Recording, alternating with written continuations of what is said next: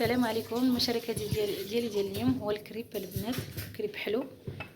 بالنسبه للمقادير عندي هنايا فيه 2 بيضات، 2 كيسان ونص ديال الحليب، وربع كاس ديال الزيت، وواحد الفاني. الخميره البنات ما كايناش فيه، و2 كيسان ونص ديال الدقيق صافي فقط، و3 المعالق ديال السكر.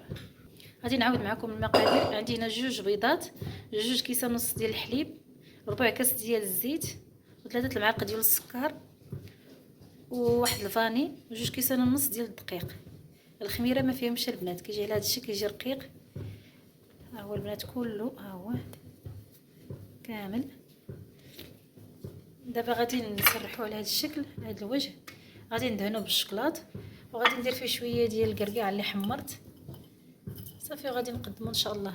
البنات بعد ما سرحتهم درت فيهم شويه ديال الشكلاط.